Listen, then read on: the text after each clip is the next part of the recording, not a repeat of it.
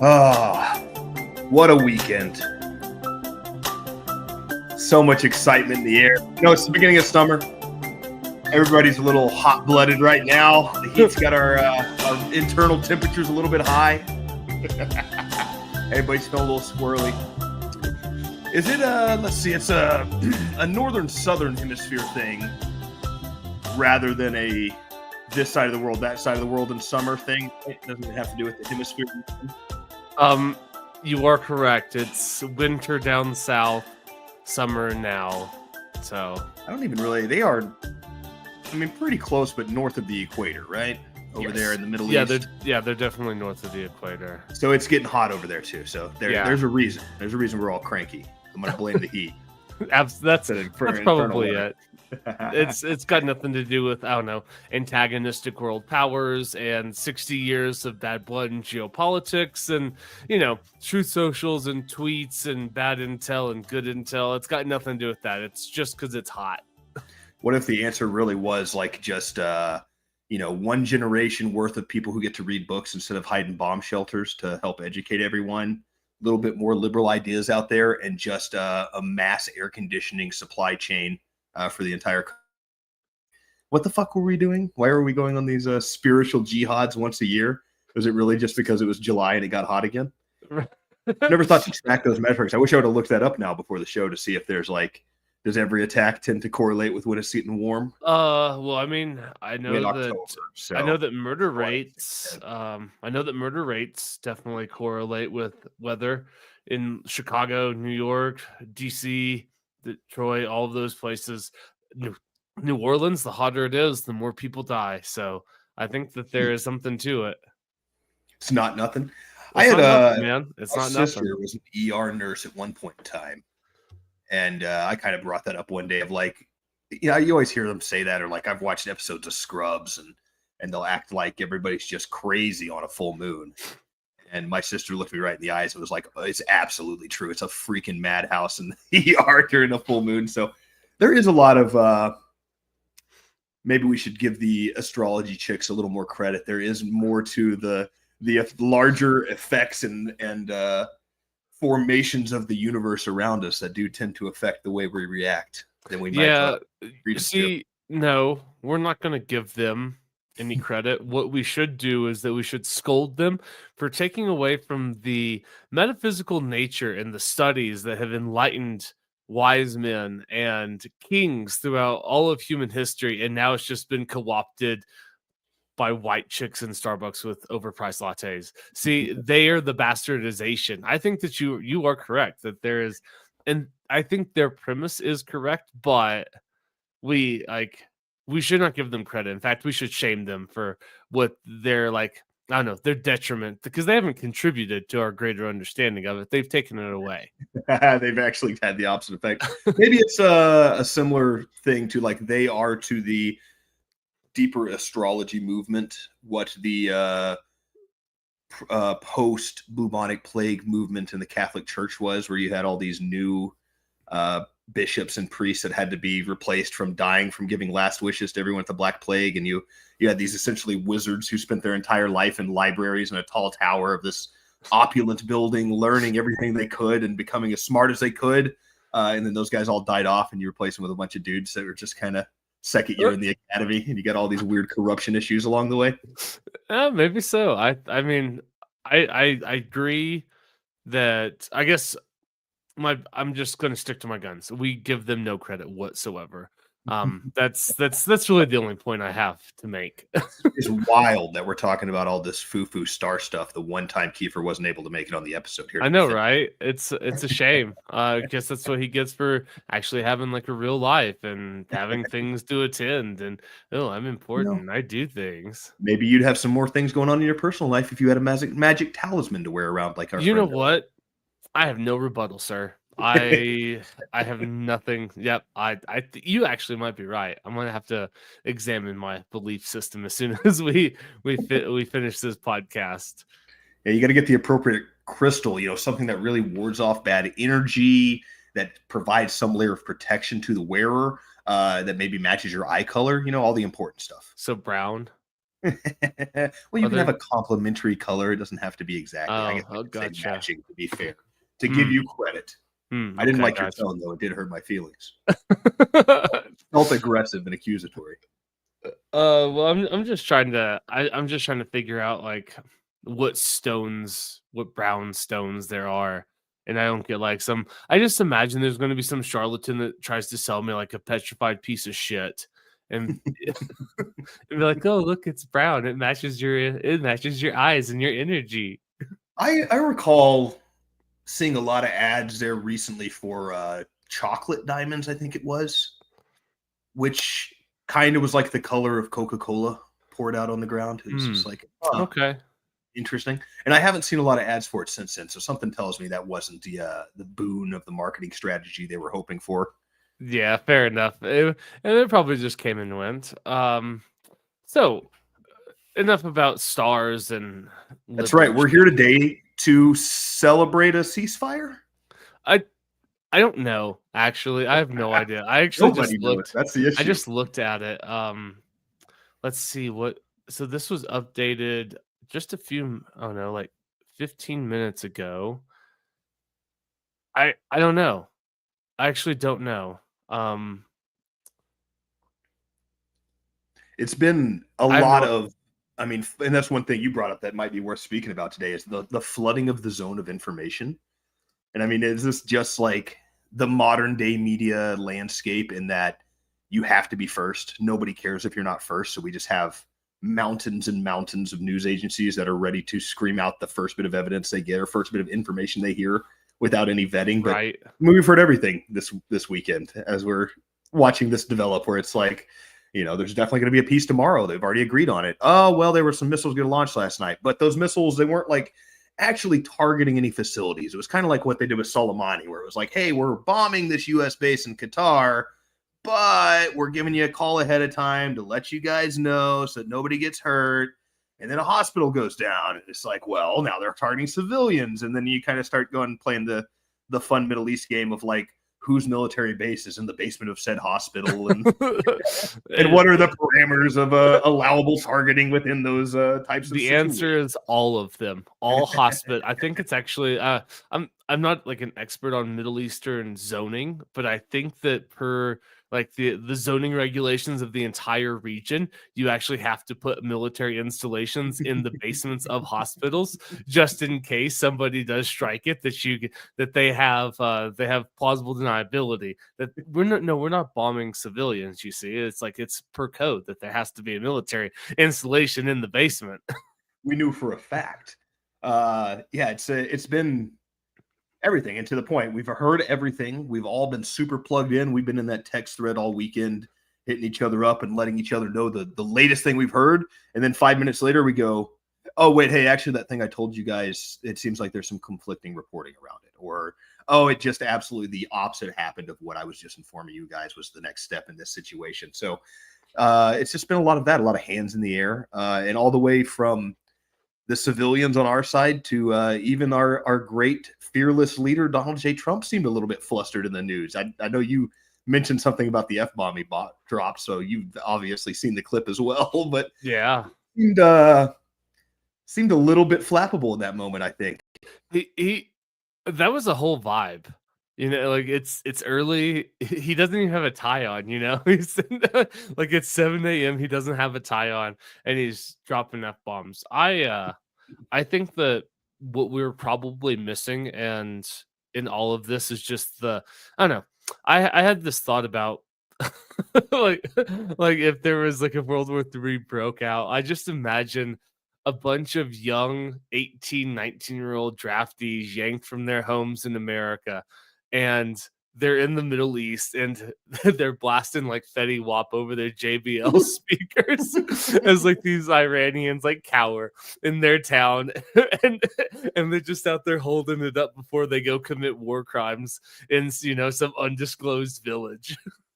God, you would have to hope too, because knowing the way that a lot of military men behave, and anytime you get around some of those alpha men that are 20 years old, you get a lot of the like gay chicken game. I mean, you might get the last thing you hear on your way out of this earth could be very easily Sabrina Carpenter, which is a depressing way, I would think, to, It's if a anything, bad could way to punctuate go. the fact that your life may have had absolutely no impact and meaning in this world. Oh, that's such a bad way to go. Like at least in Vietnam, like Credence, you know what I mean? Like Right. you're gonna get some bangers to go out to. Is it any consolation to those poor rice farmers as they get gunned down by And M60s? it certainly is not if you speak any English and can hear the words of that song while you're getting burned to death by napalm, and they're like, "We don't even want to be here. Right. We don't even believe in what we're doing right now." Like, But we are cool. here. Then why am I burning to death? It's like, well, because I am here. We spend a lot of money on this military, and it'd be a shame not to use a little bit of it. Yeah, there is so much to unpack. As as of an hour ago, the AP was reporting that the fragile ceasefire was holding, as you know, when it was 6:44 when the article was published, so an hour ago.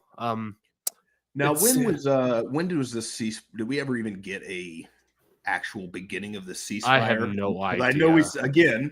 we saw 5 different sources about Donald Trump declared a ceasefire, Israel declared a ceasefire, Iran declared a ceasefire, but none of them agreed to each other's terms. And then I think Iran even retracted that they were agreeing to any ceasefire at this moment or something. It's just been back and forth, and even the terminology within the ceasefire. Did you see the bit about for 12 hours, there'd be a 12-hour period where Iran's allowed to continue strikes, followed by a 24-hour where Israel's allowed to continue strike. I think, and So actually, I think it's so it's overlap. not a ceasefire. Well, part of the ceasefire agreement apparently is that they have both kind of had a wink, wink, a little handshake, head nod, and that they know this is a ceremonial period and they're not going to actually attack each other during this period, even And is though that the and ceasefire it is allowed. And isn't that when they launched missiles at each other though? In There, and this again, who this knows? is Because I'm not even sure when we started. what's so frustrating about it. And I mean I I don't do think that's why Donald Trump was up and cursing this morning, was because there were some missiles fired, and he was, as every Trump speech goes, it's 100%. I got this all figured out, and I've told each side we're not going to fire at each other, and we're not going to because Donald Trump said not to. And then this morning he's like, I don't know what they're doing. I told them not to. So it's a lot of like, you can tell Trump is the kind of guy who has a lot of yes men around him. He's had a lot of Oh, money in absolutely. their life. He makes a lot more money, and a lot of people's entire livelihoods are dependent on what Donald Trump's opinion of you in that moment is. So it's been yes to him, and when he gets in these negotiations, it's probably pretty rare that he's negotiating with people who are as powerful as he is.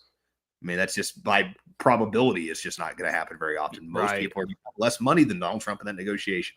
And Most people are significantly trying to less steal power. exactly, like their entire business. It could be 50% of their yearly income to get this contract with Donald Trump, or it's just one of his hotels. He Right. doesn't really care. He can find any contractor. So typically, when he comes in strong manning in an argument, he's got all of the leverage in the world, and it's like knock him out, easy done. And I think sometimes he, or at least in this example, maybe sees it the same way. I'm the president of the largest empire that's ever existed in America. I have all the leverage. They don't have any power that they could overcome America, so I could just go in there and swing my big dick around the negotiation tables. But what he's not taking into account is like the deep religious and cultural ties that go into this conflict, and thousands of years that they're not willing to let go, and families and loss of, and also, I mean, there's a good deal to do with that too. If your children and wife were killed in an attack, you're not negotiating for shit. I'm not here to negotiate anymore. I'm here to kill the people that killed my family.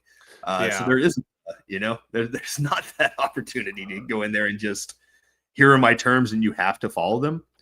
I also would say that at what point does Iran have any incentive to really be following this? I mean, obviously they don't want to go to war with America. I mean, they have every incentive to not have, a portable sun dropped on them. Right. That's Right. I mean, that's all the incentive that they actually need is behave, because yeah. And it's either one of two things. Either they were unable to track and get an effective shot off on these bombers, or they chose not to, and either one, like, that's not a position of strength to be approaching anything, you know. Oh, am I frozen? I hear you, but your image Oh, is free. okay, gotcha. Sorry, I saw the spinning wheel and my image stopped moving. So but it it does make you wonder how, like, what was going on behind the scenes, because there was a report that came out, I don't know, probably around lunchtime, my time, that was talking about um the president had spoke to Netanyahu, and it seems like, okay, BB understands now, because it sounds like from Got him at in least line. from the way that the report was worded, it sounded like he got a thrashing, and which, you know, I mean, that's fine by me. I hate the fact that we're even in this, doing the bidding of Israel in any way, shape, or form. And so, Mhm. if we are going to engage in possibly a war starting activity, though it doesn't look like it, which we can talk more about that in a minute, but I think that that's very fair to call the president or the prime minister of Israel and be like, get your shit together and fall in line. All right. Like, I did everybody a favor. I carried your weight that you couldn't. I did something that you were operationally unable, and just was, you could not do. And so, if we agreed on a ceasefire, follow the fucking ceasefire. Okay. Follow Fall my in fucking line. Okay. ceasefire rules. So that brings me to an interesting question. I'd like to go down this route next. If, like, who is the driving force in this war? Who is it? Because obviously, and kudos to Iran for giving that golden bridge to retreat upon. I mean, we were put in a position this weekend where Donald Trump put the onus on the restraint of the Iranian Anatolia, however you say that word. After we Ayatollah, after we attacked him. Ayatollah, thank you. After we attacked them, it was on them to make sure war didn't happen. They had to be the ones to decide to do, again, you know, we got to show strength. Now And they do is this the like time for poetic thing. peace. I saw the now right, smack them with the glove and then call for peace. See what you guys got. They do like this weird ceremonial bombing thing where they dropped bombs 6 and 12 hours after the ceasefire, which I think was part of what Trump was mad about, because that was the amount of hours they got attacked after our talks of ceasefire the first time. And, you know, it's like, and they attack Qatar's base, the U.S. base in Qatar, but they call ahead of time. They tell them to evacuate, kind of like what they do with Soleimani, like I said earlier, to minimize casualties and make it so that, you know, we got to show our strength here. You didn't actually lose any American citizens or troops, so everything's cool, right? We can go back to having a ceasefire. But yeah, that's basically the only great restraint to us not going into a giant, larger war here and having way more casualties is the restraint that they showed on that side. But I come back to, like, is it us or is it Israel that's really pushing this conflict? Obviously, Israel has plenty of issue with Iran, but they are not able to enact any kind of realistic war against Iran with their current capability without the U.S. backing them in that war. So there is that angle. Is this Israel just trying to create a situation where America does step in it and come in and actually take out the regime that they want to be taken out? But then I come back to that list of 7 countries in 5 years, you know, the old, the classic list. And this is something that we've been planning for a long time. And Israel itself, this is, you know, you're really getting close to that line where there is no more Israel. Or if you piss off enough of these Middle Eastern countries at the same time and bigger, you know, if World War III breaks out, is there any chance Israel doesn't get wiped off the map being right in the middle of that, you know? Yeah, because they have nuclear weapons. Wink, wink, nod, nod, but they don't, you know? You're right. Because that is, I mean, I feel like that's something too that's kind of been lost in all of this, and it's easy to forget when you get into the details. But I guess to answer your first question, I mean, this all started, what, 13 days ago, when Israel started their open air bombing campaign of Iran.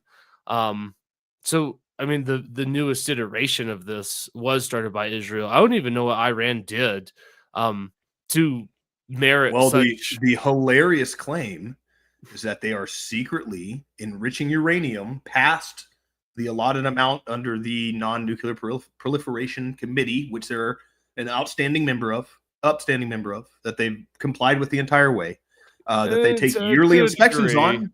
They were found to not like that. The newest inspection, the UN had not nice things to say, and maybe that's what kicked all of this That's off. fair. Is the newest inspection is they're like, oh, come on, guys, like, what are you doing here? What are you guys doing? And that is one lesson, and that's probably the one area where Iran doesn't get any credit in this. Well, I shouldn't say the one area, like they've been perfect everywhere else, but the one thing that they did to exacerbate this is they kind of played the game of, okay, we're not enriching it to the point of nuclear weapons, but we are going to be enriching as much as possible up to that line that you allow, and we're going to be like being prepped to go nuclear if it ever becomes a possibility or we think we need to in a hurry. And I did hear there was a rumor that I haven't seen in any of the mainstream media, but I've seen online a couple times, that there was a big successful intel grab from Iran out of Israel, where they had some agents within the system that pulled out some nuclear data about Israel. Now, I'm not sure if that's about their own nuclear programs that are a not so secret, or probably more likely it might have been the developmental plans, and that Iran maybe had just gained now whatever gaps they had in their research, they pulled out of Israel itself. Gotcha. In order to compete it. So that that's one. But playing that game where you kind of stay right up close to the line definitely didn't help their case any, because that gives you kind of this excuse to say, hey, like, look how close they are, but with that said, what fucking ground does Israel have to stand on when they're sitting on 2 decades worth of secret nukes that they still don't own up to? Yeah, I mean, I think it's more than just 2 decades. But yeah, that's like the 80s. They don't allow any sort of international inspections of their because they don't have any nukes. What are you exactly. Nukes? Right. No. And this one thing, like, is nobody just kind of a little baffled at the hypocrisy of like one country with a secret nuclear program being mad at another country for developing a secret nuclear program, and all the while, like the world's great powers are just kind of looking on, not in disappointment, but just kind of like, can you guys please behave? Because it's really nice to have a nuclear weapon. And look at, like, if you're going to be an international pariah, absolutely. If you want to be an international pariah, look no further than North Korea. We can do everything that we want. We can saber rattle. We can. Doesn't matter. They say cross this line, we'll nuke you, and we go okay, and we stay on our side. And you say it that way. It doesn't even have to be that. If you just want to break the rules in a totally reasonable manner that have been forced upon you by these larger colonial powers, like trying to nationalize your oil dollar, you better fucking hang on to your nukes, or we'll pay a bunch of rebels to stick knives up your butthole. You know? Absolutely. Like, or if you look at Ukraine, I mean, Ukraine's a prime example. Look what happened there. They gave up their nukes with not security guarantees, because guarantees are obligated by treaties, but they had security assurances in memorandums of understanding. But they gave up their nukes based on that memorandum of understanding. And I bet they've been shooting themselves in the foot for years now, or angry that they shot themselves in the foot over this. Like, why did we actually listen to Russia and the United States? Like, what? Like, that was so stupid. Like, why did we actually believe that these territorial, colonial empires were actually going to care about us? And it's like, damn, we fell for being the geopolitical pawn.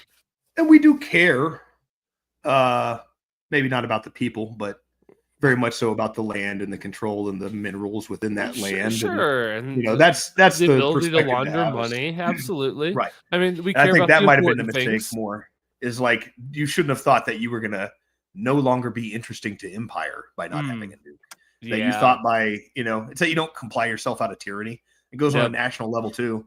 You can't you can't like stare down the largest empire that's ever existed doing something that they didn't want. And then they say, hey, why don't you get rid of your biggest stick? Like, you think putting that big sticks down is going to make them be like, right, oh, it's actually going to help. Now I'm going to let you keep this tiny corner of the risk board that I didn't have yet. And it's like, oh, thank you for your magnanimous behavior, oh great overlords. No, and that's something that I feel like it's it's not even part of the conversation. That is again something I haven't looked up, but something I'd like to throw out there is there any country that has been better off for giving up their nukes? I'm trying to think of countries that have. South Africa's one. I want to say that South Africa might be the only country that gave up, and at least didn't have devastating. Or I guess, well, and I'm not as familiar with their history there. So what would be who was pressuring them to get rid of nukes? Who were they kind of? I assume they were aligned with the Western world. Why did South Africa give up nuclear weapons? This is just a quick AI overview for whatever it's worth. Dismantled its nuclear program due to a combination of factors, including the end of the Cold War and the subsequent shift in global politics, the anticipated end of apartheid, and the desire to improve international relations.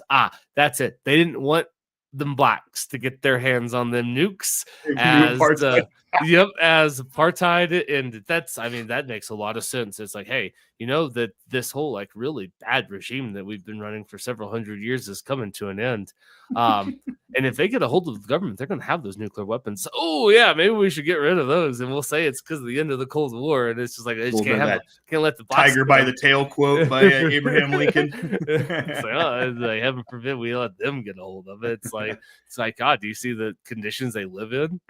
I was about to say that might be a fair argument, because there was a pretty strong like culture of destroying colonialism right after that too. So all of the colonial powers holding nukes might have had a pretty vested interest in being like, hey guys, let's go ahead and dump all that in the ocean before we hand over our government to the slave revolt. Yeah. I mean, that one makes sense. I'm trying to think of other countries that would have given them up. I guess maybe like all of the stands, like Uzbekistan, Turkmenistan, Kazakhstan. I'm sure that they had nuclear weapons at the fall of the Soviet Union. They just had Acme written on the side of them. Is the only problem.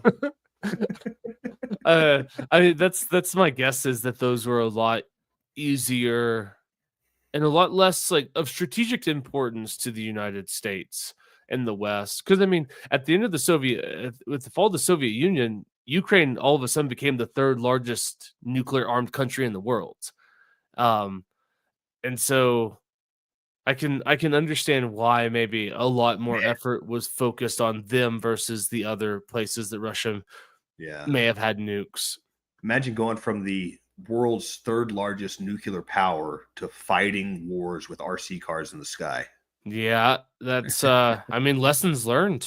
Don't give up your nukes. Don't give up your nukes. And I'm not here to try to defend Iran. I'm not down with, I think we're just trying to point out really quick, like, what is the incentive base we're setting in front of Iran right now? Yeah. If you don't have nukes, we invade your country if we decide we want to overthrow your regime. So if you come right up to the line and do everything relatively, other than perhaps that last inspection that I wasn't aware of, that's a little new information. Didn't go so well. That didn't go so well. Other than that, kind of following up to the point of the program up to this point, you still get issues with America and with Israel. So at some point, it's like, hey, do you want America to leave you the fuck alone finally? They've been fucking with you since the 80s. Seems to be one solution on the table, Since the 50s. 50s. Yeah. So it's like, I don't know. Do you want this to stop? It's been 70 years of us eyeballing you across the table and talking about all that oil you got and talking about how you guys don't run shit right. Yeah. And there's only one way to keep us out, man. It's to go ahead and develop those nukes. Tell us to fuck off. Yeah. And that, I feel like that's just lost in the conversation. And I know that history is it's all connected. It's all contextual. There's no way to like separate or start anyone's story, but something that's not being talked about, I feel like, enough is like, why does Iran cheer or like chant death to America and death to Israel, because that doesn't just happen in a vacuum. You know what I mean? Like people don't just wake up one day with deep hatred of other countries or other peoples. These are things that There's are not festered one and verse in the created. Quran that mentions America. Right. And then I know that they call Israel little Satan and us big Satan, but how did we get there? And that's what I feel like is being missed in kind of the conversation, at least in America, because everyone's like, oh, well, of course we can't let them have nuclear weapons. It's like, yeah, but it's the same argument that you could apply to America at the start of the Cold War, right? Because after like we're the only country for several years, right? For a 4-year window, we were the only country with nuclear weapons on the entire planet. And we're going through these motions like, oh, we should make sure that we get all of the materials needed to make these weapons and put them under international stockpile of watches and make sure that, and the Soviet Union is like, yeah, that's nice, but you're the only one who has them. So why don't you give yours up first? And then we can all come at this from an equal playing field. I'm like, ooh, but I really like my portable suns, and I'm not sure if I want to quite give these up yet. And so Russia and the Soviet Union goes, okay, fine, then we'll get one. Yep. And then once they get one, it's like, oh shit, well now there's multiple players. And then as soon as they get one, well, France and Britain is like, well, we'd like one too. And China's like, oh, well, since your guys are having one, and then Pakistan and India somehow get one because both sides are just like, oh, like here, let's do some geopolitical gamesmanship and how about you guys make some nukes only to make the. This might not be warranted at all, but I just don't trust Pakistan's nukes for some reason. I don't trust them or India's nukes. For some reason, I can buy India. I know they've had a very suspect those people CGI war film, but we're talking about the people that don't know how to not clog Air India flights. And see, this is the thing, though. It's a caste system, so you can't look at the lower caste that's pooping in the streets. Oh yeah, the ones that can afford to fly Air India from the United States. Yeah, those lower caste. Yeah, sure. Some of them travel with their upper caste betters. Yeah, sure. Time to time. Yeah, I don't know how their culture works. Yep, keep going. But we know that there are high-level Indian mathematicians. They're always way up there in science programs. Like they're very high competitors in math, but still. How many Pakistanis do you feel like you see in those roles? It's always Indian guys, right? Oh, that's fair. Okay. And I know before anybody says anything, obviously I can't tell them apart, but I always hear Indian. I can tell them apart by they have a distinct BO difference because their curry is slightly different. They use just slightly different spices, and so that's. It's not real curry till it's been in open air for 6 straight hours. Absolutely, and had your hands and had the street vendor smear.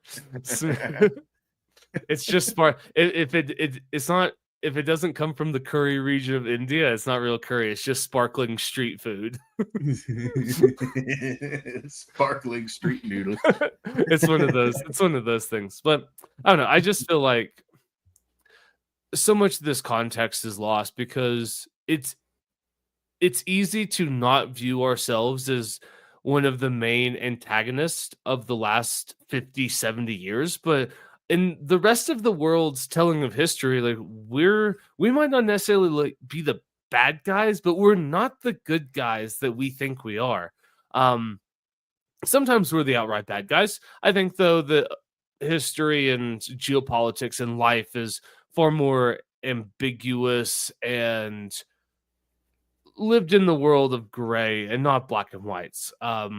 It's hard to say who is definitively the good and moral person and who is the outright evil, ambassador for Satan himself. But I think that that's just lost on Americans. Why wouldn't Iran actually want a nuclear program? And I don't know, it just seems like it's just not being focused enough about like a long history of Western aggression towards. And I'm not to say, and that's not to say that Iran is innocent in this either. They're the largest state sponsor terrorist. They're the largest state sponsor of terrorism in that region. I mean, Hezbollah, Hamas, a lot of other terrorist organizations are directly funded by the Iranian government. And so it's not to say that like Iran is this like the poor little kid getting picked on in the block. They're actually kind of like, I don't know, like a gang leader that has their cronies out there. Like they're like a mobster. It's like the mobsters fighting the NYPD, and you have like the organized arm of justice and the mobsters, and they're having all of their goons go and do stuff. And when NYPD finally busts down the door and starts billy clubbing them, they're like, "Oh, why are you guys so mean?" We didn't do anything to you guys directly. That's and that's an interesting claim. And that's when I've started, like, it makes my antennae go up a little bit now that I hear that. And I picked this up from somebody else saying it, but like, I've never once seen a metric for what makes you the largest funder of terrorism globally. That term gets thrown out a lot, and I'm not saying that Iran doesn't fund a ton of terrorists, but in that region, when you start looking into region.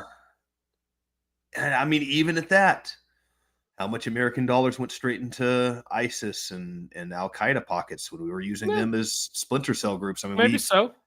It might be slightly overstated to say it, but we kind of invented both of those groups at different periods of time in order to antagonize. So you can look at a group like Hamas, who's in one of the smaller states in the world. That's technically it's not a state, sir. Okay, yeah, there you go. One of the smallest Israeli territories. Technically, it's not a state. They don't have rights of a state. You are technically correct there. But still, this small swath of land where they're like, look, they're funding Hamas and they're funding this group. And it's like, yeah, but there seem to be much larger terrorist groups in the area that are running around that we've been directly linked to giving money to as well in that same area. And there's, God knows how many of these groups, if you could actually peel back the onion and had unfettered access to all of these files that are redacted currently for national security reasons. Of course.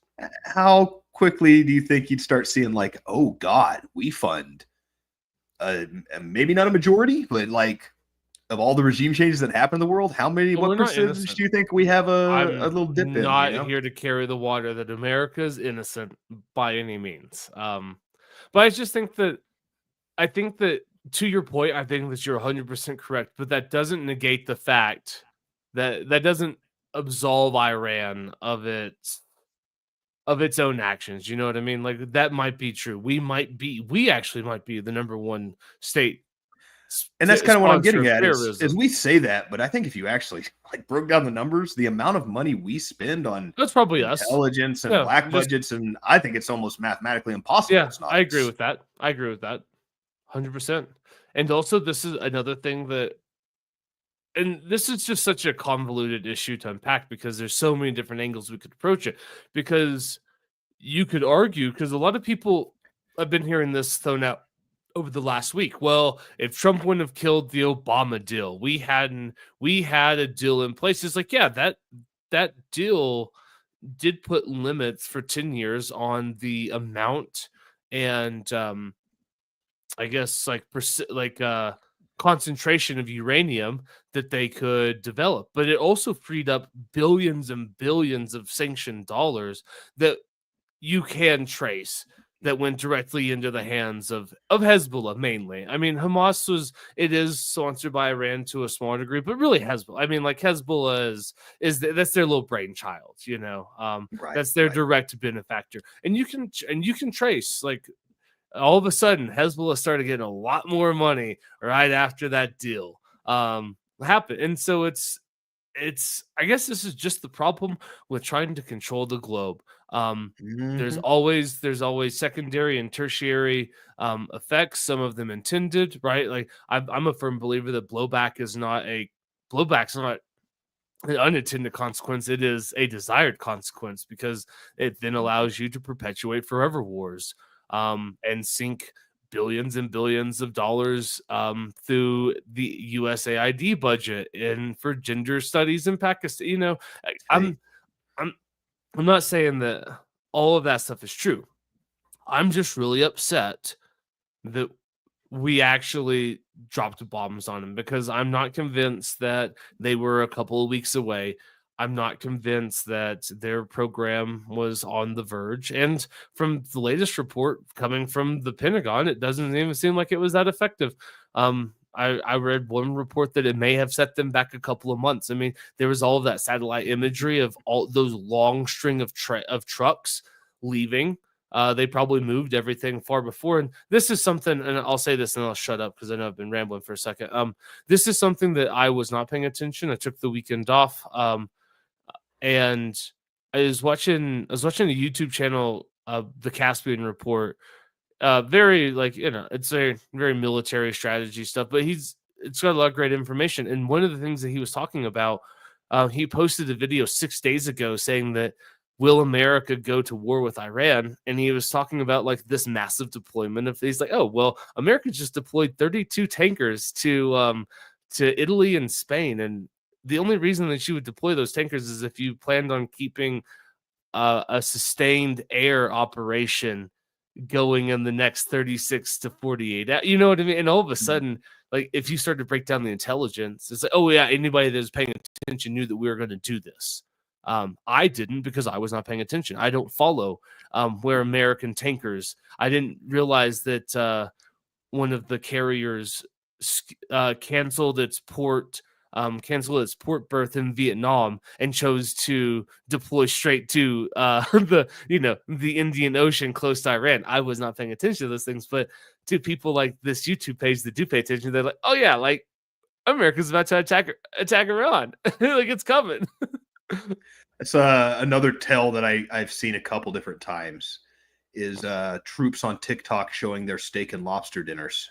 And it's like, ooh, this doesn't happen on random Thursdays. It seems like we might be getting a little bit of a morale boost right now for the impending dangers. A big hearty breakfast so you can go die for Israel. And no pork, because in case the Jews are right. Good. Oh, have you seen, by the way, both in Italy and especially in France, in Paris, there's been a large uptick in females due to their new influx in Muslim neighbors that are walking pigs instead of dogs to keep from being harassed on the streets. Oh, that's what's up. Good. Got to fight fire with fire, baby. Throw that pig poop at those dirty Muslims too. Make them unclean, Unclean. You can't go into heaven unclean. Yeah, that's man. I mean, if that is a pretty good what's it called when you're storytelling through the scenery? There's a term for that. It's slipping my mind right now. Environmental storytelling. It's no better environmental storytelling to prove your immigration policy has failed than the native women of your country are carrying a new animal around to ward off the people you brought in. Yeah, no doubt. Those countries have fallen. That's gross. Shame on Europe for that. Shame on Europe for that. And they deserve their consequences. But it's just that's a shame, though. That's another interesting. I mean, what started all of that? It was Libya. This giant influx of refugees into Europe that has like completely disrupted Western Europe's cultural inertia and changed them. I mean, in England, they're having riots in the streets about how England is no longer England. Yeah, for sure. They've lost their culture, and that like. I saw a stat the other day, I think it was England, where it was like 60% of their elementary school kids are no longer English descendants. Wow. It's like they're like more Pakistani than English at this point. I mean, and that was all from us toppling Libya, Gaddafi, which is about 1/10 of the population of Iran.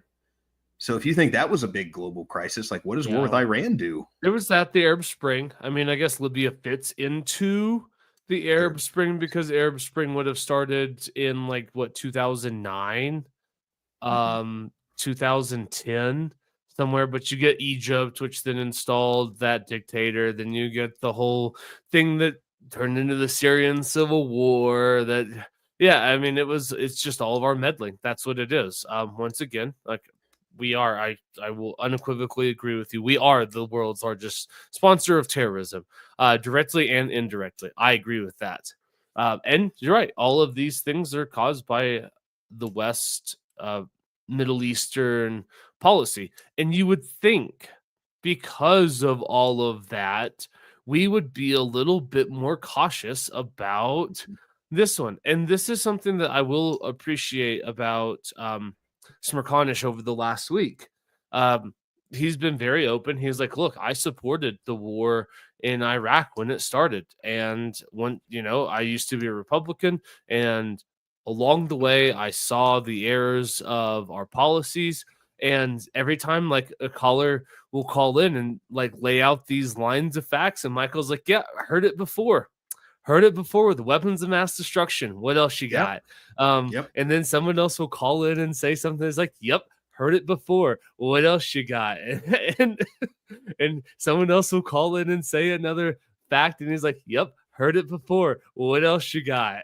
And I think a lot of that is, again, the kind of classic media, television media that's been bought and paid for by the nefarious intelligence agencies in our country, lagging behind this new media landscape. Or like they're used to this working. It's the internet's still pretty new, and especially the interconnectedness of the internet. Sure. And it's like they're dusting off the old playbook and they're rolling out WMDs, and they're like, whoa, nobody is buying that. What is happening here? What's our next spin? And they still have this old playbook, it feels like, all the way up to the point where like there's not even really a justification for this war. It's just like is either, do you back it or not? Are you in? Are you a MAGA guy or not? What's your loyalty here? MAGA's split on it. I mean, this is causing good to see. This is causing a deep split of the Republican Party and the MAGA movement.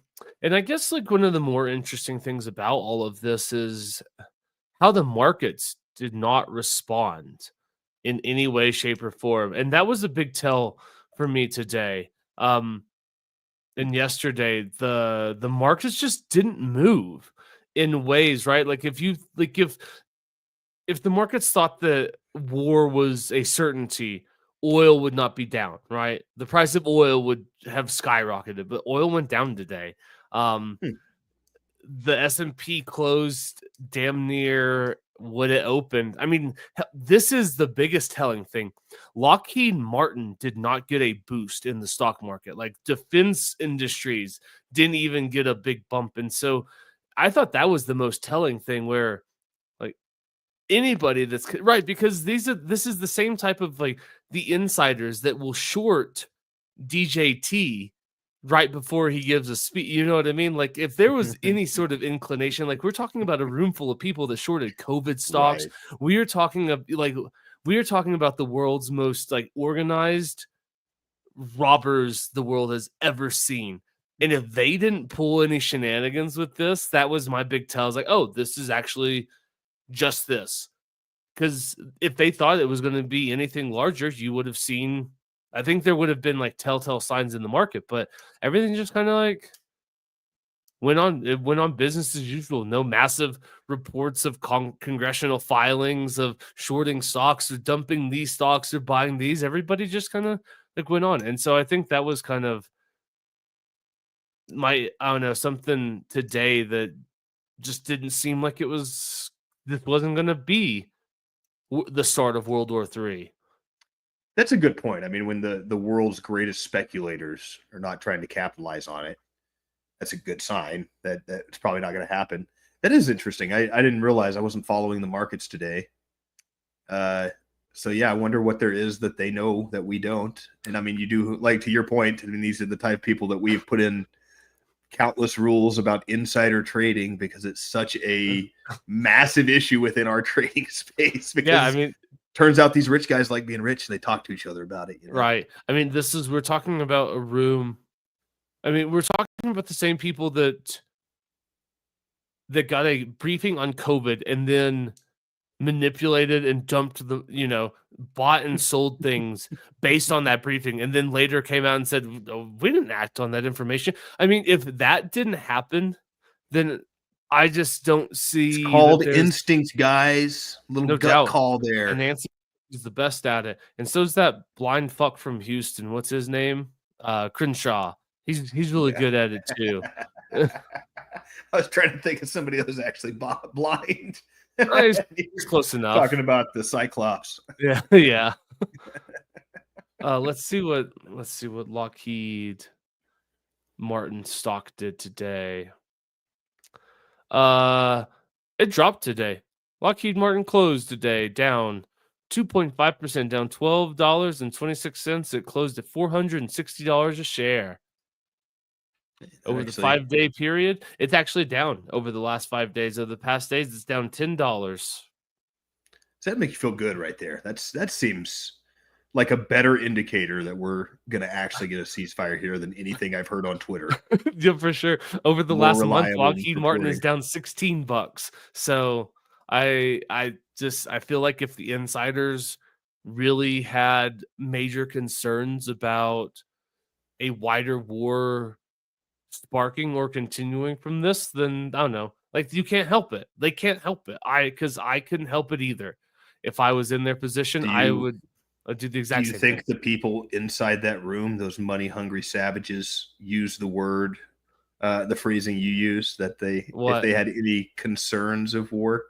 Or do you think it'd be more like if they had any inclinations of an investment opportunity? I'm sure that they use. I'm sure that their language is strategic and pointed to make sure that they achieve their specific and stated goals of communication in corporate speak. I'm sure that they don't say like, I actually don't think I don't think the 18-year-olds are going to be blasting Fetty Wap over JBLs in Iran in the next week. Let's not buy Lockheed Martin today. There's at least one of them right now that's cussing and throwing things at his desk. Like, I thought we were going to go to fucking war. I can't believe I lost all this money. It's fucking pussies over there in Iran just trying to back their way into a peace like a bunch of right. I mean, I wonder too, though. Sometimes I wonder, like, is this all? And this is, and I acknowledge I'm not happy. I'm not proud that my brain has been so, like, the brain rot of conspiracies has just permeated so deeply into my thinking. Like, it is a bias and a filter that I cannot shake. I wonder, like, how much of this is just kind of performative. It looks like the Iran got all of its nuclear material out. I mean, we have those videos and satellite images of a long convoy. There are no reported casualties from Iran's point of, from their side in terms of those nuclear facilities. So you're telling me that everybody took the night off that night, that nobody was in those 3 facilities that got buried, got a little blast of, like, I don't know, like the elevator shaft like collapsed and somebody, like, I don't know, got a sprained ankle from something. Like, you're telling me that nobody got hurt in this entire ordeal. Somebody opened that elevator shaft and, like, saw a bloody arm fall out of it, and they kind of did the once over their shoulder each time to make sure nobody's looking, and just kicked it right down that shaft. It's like, we're not going to report that until a couple days after the ceasefire gets signed. Yeah, right. And it's like they call down and it's like, chalk that up to a equipment malfunction. It's like that's. But I don't know. It just also, this is a little bit of a this is definitely tangential and has nothing to do with what we're talking about. Okay, but you made me want to bring this up because you started saying, I don't want my conspiracy brain to get in the way, and I've been brain rotted by. I think I've brought this up for you before, but I don't know that I had the whole story in my head when I did. Have you heard of the origin of the tinfoil hat?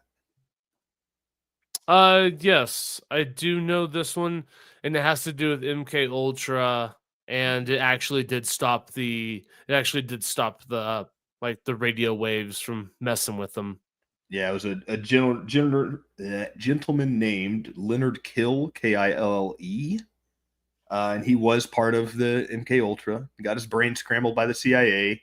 At some point, he ran away from the program, or was supposed to have been released, and had a mental breakdown. And he went to a psychiatrist who he was not aware was a CIA plant, who recommended some surgeries for him where they put a bunch of fucking wires in his head that were getting signals from somewhere. I don't know I can't remember if he actually heard voices in his head or if it was just manipulative attempts through electromagnetic pulses they were sending to him. But yeah, he was smart enough to know that if you put a tin trash can over his head, it made it stop. So the origin of the tinfoil hat is a 100% legitimate origin that is directly linked to CIA programs putting shit in people's fucking heads. No and doubt. Now we look at conspiracy theorists and go, all right, go put your tinfoil hat on. And you go, it's fucking legitimate to put a tinfoil hat on because of our current intelligence agents. No, Logan, they went through reforms that weren't ever spoken. It's a different CIA now, like you can't hold that. I agree with. You can't hold the sins. A lot of information and technologies over the years. I think it's massively different and more terrifying CIA. Yes, it is, right? It's so much scarier. Like they used to just smack you in the back of the head and then throw you out of a window. So it looked like a suicide. They used to make you go insane with drugs, or they'd put a bunch of copper wires in your head and it would make your brain kind of scrambled. Now we have computer chips that can change the way your brain works. Yeah, thanks, Elon. Thanks a lot. Yeah, no doubt. Nope, to your point, I understand. But I do just wonder about like the performance on all of this. Because Iran says like, oh, we're gonna retaliate, but here's a warning, America, because we actually don't want to hurt somebody. I mean, my guess is that they had to have known an attack is coming, because why else would you move your centrifuges and all of your fuel out of the place that it was about to be bombed? And so then the point is that we maybe gave them the heads up in the same manner. or they figured it out. I mean, if some kid on the internet can figure it out, like, oh hey, they're moving carrier fleets and there's a bunch of there's 30 oil tankers that just got moved to Spain. Like, you know what I mean? Like, if a kid on the internet can figure it out, I'm sure that as I bet they're coming for us. We should probably make some moves about this. Yeah, I jokingly said that in our text thread where somebody was like, I wonder if they got the heads up on an attack. And it was like, yeah, maybe they got it from like, I don't know, Desert Storm or our reaction to 9/11 afterwards, or the way we toppled all the regimes in the Middle East. Like, yeah, the entire history of our interaction with them has been a warning that we're about to hit them, Like, I would imagine they were suspecting that we might hit their nuclear facilities, especially when we said that's why we're going in there in the first place. I mean, if that's even true. And Trump gave him a solid 48-hour heads up. Like, I might strike him, I might not, but Iran's going to be sorry. It's like, well, cool. I guess we're going to bomb them. And something that, what it eerily feels like, and we're getting a lot of echoes of 2001 with this, but it sounds a lot like weapons of mass destruction. And then we go in there and we don't find any, but what we do find are a lot of interesting pictures of trucks leaving facilities.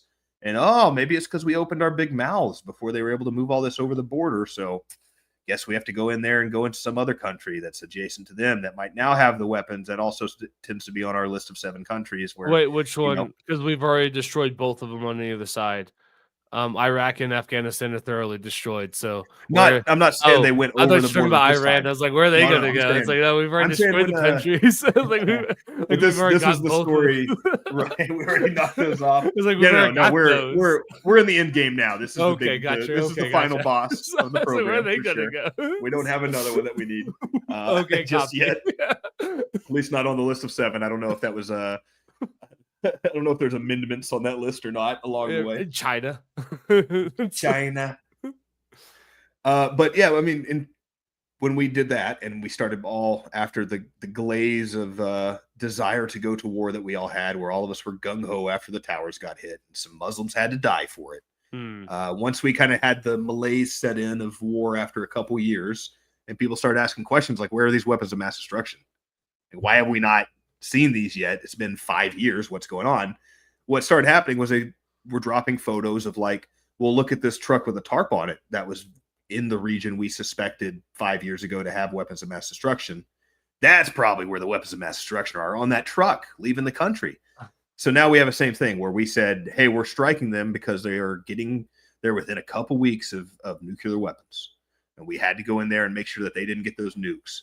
And we told them 48 hours before we went in there, hey, we might strike those nuclear facilities because that's the only reason we have to come after you guys. And then we gave them 48 hours and then we bomb them.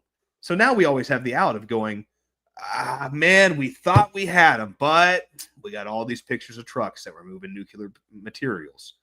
So obviously now we can't just let Iran have a peaceful ceasefire at this point, because we got to go in there and make sure they don't keep the nuke stuff going on. Yeah, I'm just looking at some articles. That also, right by here the way, it is. real quick, was Where is Iran's enriched uranium? Questions loom after Trump's claim of victory. USA Today 12 hours ago. I mean, JD Vance suggests that Iran's uranium stockpile is still intact as of 8 hours ago in The Guardian. So it looks, I mean, so here we go. 20 hours ago, fears over Iran's missing 400 kilograms of uranium. So it's cool. I guess they got it all out. There it is.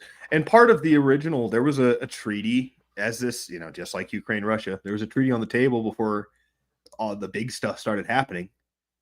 And we came in with what sounds like a poison pill. We're like, hey, not only are you not allowed to continue enriching uranium to this level that we're concerned about, you're not allowed to enrich uranium at all. You guys have to give up entirely your nuclear program in order to have peace. Even though you didn't do anything, even though you guys don't have any nukes and the other guys have secret nukes, and even though the only way to keep us out of your country is to have nukes, or at least the threat of nukes, you guys, hey, look, we're going to be cool this time. You're not going to get Gaddafi. I know we were talking regime change 2 days ago. Yeah, I know we just brought that up. I know we're talking about bringing back the guy, the son of the guy that we put in last time. That's right. Oh, that's right. The kid of the last dude we put in. The all of a sudden we're big fans of big fans of rightful what's the word for when it passes from one king to his son? The line of secession. We're big fans of lines of secession and monarchies all of a sudden here in America. Yeah, right. When it's the guy who's sympathetic to our cause, it's time to put his kid back in. He's the rightful ruler after all, because his dad was the king appointed by God, or Allah, whatever y'all call him over there. Right, or whichever one you guys, whichever God that you call him that tolerates our interference in ruling of your country, whichever one's cool with that. Like, which God's the God of American oil dollars? I forget your pantheon. That would be B-2 bombers, my friends. That'd be pixelated skies. Pixelated skies. Because it looks like if you see pictures of B-2s flying overhead, it's just like, like it's not rendering. That's weird. Minecraft airplane. It's yeah. I don't know. It is reminiscent of so many other things that we've seen, and also, like, aren't we tired of regime changes? Like, aren't we? I guess this is things. Like, I think Americans are to a degree, but I don't know. Maybe it doesn't matter. Maybe it's never mattered. Maybe the empire is going to do what they want until, I don't know, our debt just gets so unsustainable that they yank the world reserve currency, and then we're actually all actually poor, and the United States just kind of like falls into disrepair, because we actually do have to do something about our budget deficit and our trade imbalance at that point. And this is the whole war is a racket thing. Like, we, the peons, the peasants, the middle class, the lower class, we're the ones who suffer from this. The people who are getting invaded suffer for this. Bombs get dropped and poor kids die on both sides. But the rich keep getting richer on both sides of this. The Lockheed Martins and the politicians and those guys all make out just fine from war, no matter which way it seems to go. So they're happy to keep proliferating them. And those guys all have the safety net. If the American dollar shits the bed, we're all very, very poor tomorrow. It's because they bought Bitcoin, which is definitely not a long-term CIA gambit to get all of the dollars moving out of the U.S. market for fears of inflation. It's definitely not a long ploy to capture those dollars and then rug pull down the road. The biggest rug pull. It's definitely not that. Make me want to sell my Bitcoin right now. Don't. Get ahead of the curve. I did very wrong. Don't take that one with Is a that nice you know, grain of salt. very wrong on that one, dude. And then I'll be on the outside, be like, damn, should have bought Bitcoin. So yeah, that is kind of where I am right now. Like, hey, we're, supposedly we're talking about another ceasefire and an end to this, but we haven't seen the terms of that ceasefire yet. If it continues to hold, hey, Iran, the only way you can have peace is to completely abandon your nuclear research and to allow us to come in and check out your supersonic missiles. And like, how long before you start raising your eyebrow and going, this sure does sound like the Gaddafi fall? Yeah. It also makes me wonder too about like the intentions of Iran. Not to say like I'm not here to carry water for them by any means, but they have enough, like the uranium is enriched enough.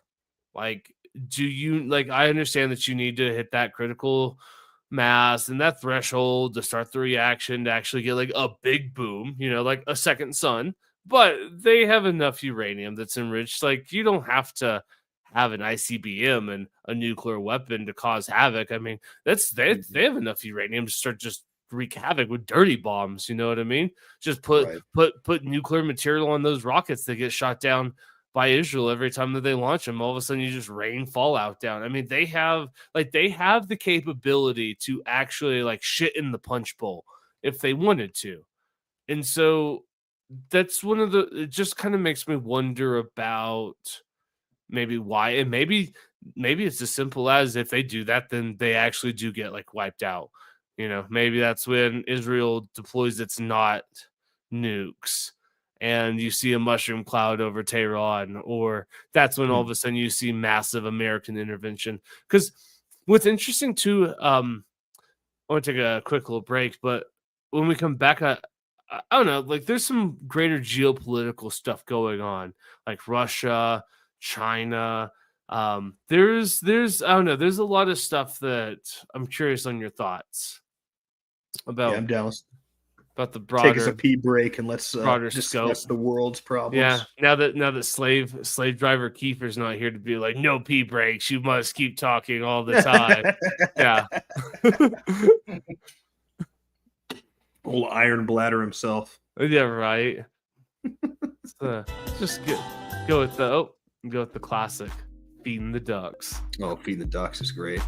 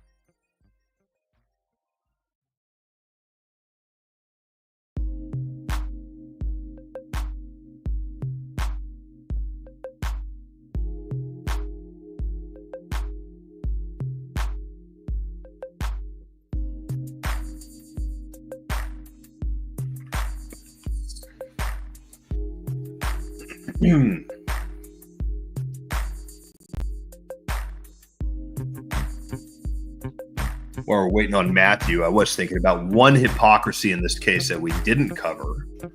That being, of course, the world's not allowed to have nukes except for the United States, which obviously is a glaring, like, silly way to view the world, unless you go like, well, of course, the U.S. is the most restrained, sophisticated civilization of all these civilizations. The most responsible, the world police. The world wouldn't be a better place without our presence. So it's incumbent upon us to hold on to this power to make sure that the world is a better place. But it always just brings me back to that one fact that there's been like somewhere between 150 and 250,000 people killed by atomic bombs.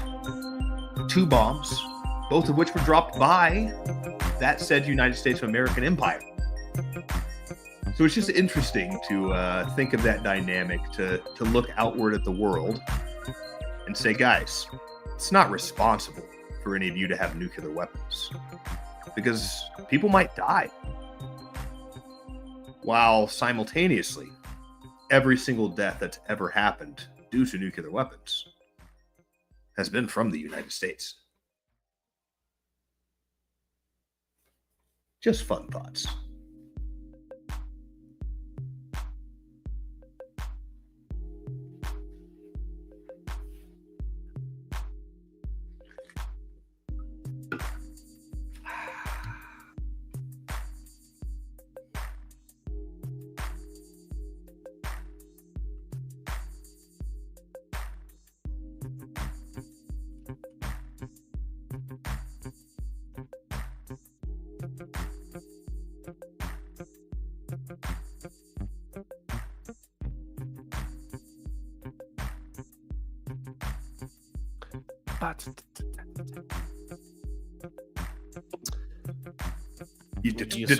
You took longer than I anticipated, but I was espousing on about the one irony that we did miss in this, being that we've killed somewhere between 150 and 250,000 people with nuclear weapons, which accounts for all the people that have died of nuclear weapons. And then to look at the rest of the world and play this game where it's like it would actually be irresponsible for any of you guys to have nukes because people might die, you know? Yeah. Yeah, I always wonder about that number too, because I mean, there's the people that were instantly vaporized, and there's the people that died like that day, a couple days later. But I mean, all of the people that died of the radiation exposure after, my guess is it's got to be way more than 250,000 people. My guess is that it's probably by the time it's all said and done, it's got to be like around 1 million. It's my guess. Let's ask them. Let's ask them AIs because it knows so much about everything. Not to mention the non-direct loss of human life in the dipping of their birth rates after we made them all so weird from our nuclear radiation. Oh, it's actually got it. Yeah, it says 90 to 166,000 in Hiroshima, 60 to 80 in Nagasaki, within the first months after the bombing. Oh, that's actually not that much. 850 people. What? There's no way that there was that few people died. Is that from the fallout? Yeah, like the aftermath. I mean, come on. That's like those are Soviet numbers. Like all of the people that died because of Chernobyl. You know, it's like I think their official death count's like 21 people died at Chernobyl. It's like, I don't know. There's a lot of radiation burn. You know what I mean? It's like, you guys did a good job at hiding that stuff. Yeah, you know, you don't keep great records on your people. Then those ones that die without Social Security numbers, you just kind of, maybe it wasn't that big a disaster. Maybe not. Not all that big a deal. This comes back to our nukes are fake in the first place argument. Spare me. Spare me. That stuff's like it's just like why? Who's from that? I mean, seems like we're going to a lot of wars if the whole purpose was to make people think it was too dangerous to go to war anymore. Yeah. Sure are a lot of wars going on still. Yeah. And I mean, I don't know. There's a lot of those. Good job for them for their CGI in 1950 making those boats disintegrate, and making islands, like moving islands off the face of the earth. And good job for them for faking that one back then.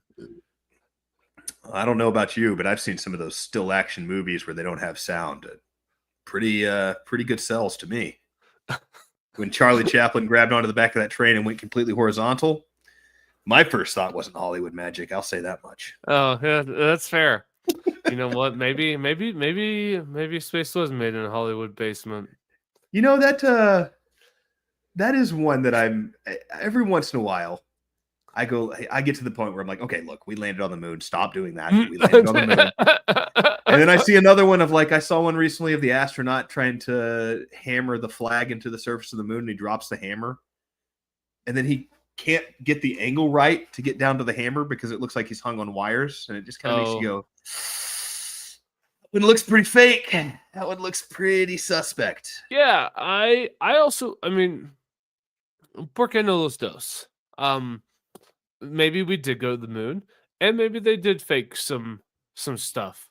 I don't know. I mean, I hear from people that are way smarter than me that have spent their entire careers with privy to really top secret cool things. And I actually asked him one day, and he looked at me, and he was like, "Are you?" He stared at me for 15 seconds, like, "Are you?" And I was like, "Well, I'm just asking." He goes, and he just stared some more, and then he's like, "Of course, I went to the fucking moon." That's my favorite theory. I think we went to the moon. We fried all the footage in the radiation belt, and then the government was too embarrassed to just say that story, or thought that would be too much backlash to they didn't really go to the moon. You think we're just going to believe you went to the fucking moon and you didn't bring any film back? So then I think they reshot some film.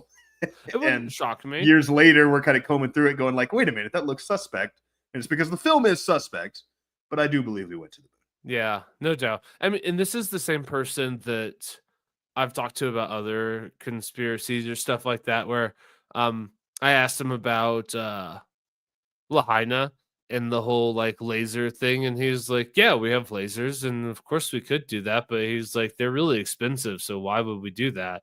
Because at the same time he's like, well, you know what's going on in the world. He's like, oh, if we have lasers that can do that, why burn poor people's houses down in Hawaii when there's a Russian convoy lined up 14 miles outside of Ukraine? And he's like, Kiev, he's like, if we're gonna be turning on lasers, he's like I don't know, it just seems like that's not where. And this is a guy that's gone and asked Congress for lots of money for his projects. He just it just seems like a.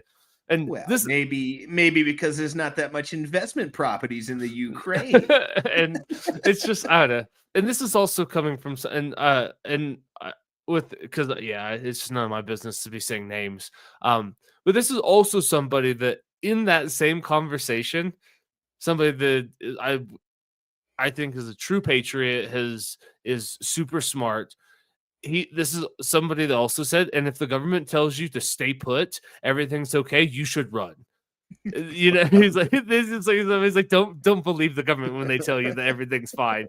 Just stay indoors. He's like, you need to leave and get the hell out of there because it's not good and it's not okay. And so that's kind of the source for these things. But anyways, that's neither here nor there. Yeah, I'm pretty big into I don't know. I don't think it's silly to question anything. I think if you give me a good rebuttal, then that's great. I have new information and I can apply that to my life. But I don't think anything is above reproach that is handed down to me from my government. No doubt. And I don't think that. I mean, that goes back to something that we started this episode with about the flooding of the zone. And this is something and I know that we've talked about this in the past, so I'm not trying to rehash the specifics of that, but there is an issue that's happening today that now you get experts, so-called experts in everything. And this podcast is but you and I do not claim to be experts in these things. We acknowledge that we are regular people that like to get online and we like to bullshit. We don't claim to be experts. I don't claim to have any sort of special insights to anything. I'm mainly just talking out my ass, and so are you, and so is Kiefer. I will claim to be more honest and often more accurate than all those experts on TV you're listening to. I think my track record's probably better if you go back to this podcast. I mean, maybe. It depends on who, you know what I mean? Like what but I guess that's the point I'm trying to get to, is that we now have like our erosion of trust in institutions and people that speak for the institutions is coming to a critical mass. And it's not like war on Iran, is there a ceasefire, not a ceasefire? Those aren't going to be like, that's not the tipping point, but there's going to be an event in the future that is going to have catastrophic consequences because somebody with some sort of insight that should be like believed about something is not going to be believed because of the internet experts, right? We have people, right? Because with AI, I can be an expert in epidemiology, and I also know way more about vaccines than doctors, and I am so much smarter about geopolitics than people that have been studying war for the last 50. You know what I mean? And it is I think it's an emergent crisis that is going to bite us in the ass in a massive way one day. I'm not saying today, I don't think this is it, but and the problem is like these institutions have not helped themselves. Like the reason that we've lost trust in them is because they acted in untrustworthy ways. Mm-hmm. And credentialism isn't the way that you solve that, right? You can't just say, I have a degree from this, therefore listen to me, I'm an expert.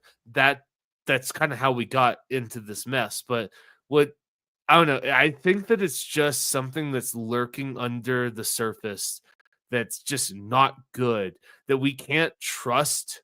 Like we have no source of like common truth anymore. And whether that truth is true or not, the fact that Americans can't, as a nation, we can't even agree on what happened, let alone how we should think and feel about it. And I don't like the splintering effect that it has. I was trying to think what that event would be in my head, like a coup of the U.S. government, you know, if Donald Trump was to no longer be in office tomorrow and they were to put in like January 6th. Is that what you're talking about? Right. yeah. Like if something turned around all of a sudden and we just yanked him out, or maybe if the world did go into World War III type situation and who started it, whose fault is it type of thing. Maybe the coup one's a better. Like if the U.S. government changed hands tomorrow, can you imagine the news you get on the internet after that? Oh. Like you're gonna get a pretty strong 50-50 split, and there's gonna be a lot of people that this was absolutely the right move, that Donald Trump was abusing his powers, that he was, and even some of them might be on the right at this point with this most recent behavior. Yeah, which I've might be heard a lot of people calling for Donald Trump to be impeached because of this, and I'm like, hey, I get it. I get it 100% why you'd want to impeach him for that. He's been a little bombastic as of late. Even for Donald Trump. I think the next one, it's going to be another pandemic. And I think that they blew all of the, like, any sort of like leeway and trust that the public would have on spicy flu. And I think the next time something's going to come along, it's going to, you know what I mean? Like there actually might be something like, oh shit, this is actually extremely serious. And it's going to do all of the things that we said the last pandemic is going to do. And everyone's going to be like, yeah, I remember the last time you told me to wear a mask and stay 6 feet apart. And all of a sudden it's like, and the death toll just hit 100 million worldwide in the second week of the pandemic. You know what I mean? It might be one of those things. That's pretty funny. It's the boy that called wolf, but it's the CDC that called virus. Yeah, right. Pretty much. You made us mask up for bird flu too many fucking seasons in a row. No doubt. And shame on them for doing that. And they're not innocent in that. But I guess that's just because this is something that, at least my desire, and I don't know how you feel, but it would be really nice to just like, I wish there was like one reasonable voice or news outlet that I could go to to just get the facts reported. I don't need the opinion pieces. I don't need the pontification. I have been desperately longing over the last couple of days. Like, where is a place that I can go to just find out what is even happening? Like, we can't even agree on what's happening because nobody knows, because there's so many conflicting stories, and that's not good. Like, at once upon, like, you could be like, yeah, Poland invaded, like Germany invaded Poland, and here, like, they crossed here, and here, and it's not in dispute because the Germans are halfway to Warsaw. Now it's just like, oh, it's like, did we violate their airspace? Like, is there ceasefires and they're not ceasefires? Yeah, you're definitely right. And there is no objective news anymore, or even attempt at it. It's all, even the ones that I feel are honest and good shows, they come with the opinion. Like, it's there, it's there with their spin. I wonder how much of that is us just as like a civilization, as a species in humanity. We're like, inevitably in a ratings based scenario, they're going to turn into dramatic television because that's just how you make money. Because we're still dumb monkeys at our hearts, and we want the exciting thing. We don't want to hear like, it does look like there's a ceasefire. Like, no, we want that. The one I'm clicking on Twitter is the one that said, like, you'll never believe the top 10 atrocities Iran committed today, and they get 1 million clicks and all of the advertising traffic. Yeah. I mean, this is the consequence of the 24-hour news cycle. Who was that? Was that Els with Fox News, or was that CNN, or was that Ted Turner with CNN? I don't know. Whoever created like the 24-hour news, like the station, and then all of a sudden you have to fill that. Right. That's where it starts, and the problem is that I don't know how you go about trying to bridge those gaps. And sadly, kind of what I was saying there, I don't know if I got to the exact point, but like, all of the ones who try to be objective or get choked out by these other networks because they're more exciting. That's what people are looking at. Yeah, I mean, and I guess you could say that, but even here, that's not conclusive. Just because there's the same story being reported by 15 different agencies doesn't make it true. Because they could all be working off one source that could be wrong. I don't know. I guess it's just, and hilariously now, because of how quick the news cycle has become and how the onus is on, or the importance is more about getting it out than getting it correct. Right. These guys, they still kind of play with the old news standards where you're supposed to get at least 2 sources. But what will happen a lot of times is they call this one source, and then they call news station B, who talked to that same source, and they go, boom, boom, 2 sources run the story. Right, and they all do this around one source. Right, it's all one source has told 17 news agencies, and they all cross-correlated with each other to go, okay, we got it, you got it, that's 2 sources, run the story. There we go. We have 17 reliable sources that say this is true. We all talked to one jagoff who worked for the CIA for 20 years. Yeah. But we know this is true. Okay, Bob Woodward. Just strolling in from your naval intelligence job to get the groundbreaking story for Watergate.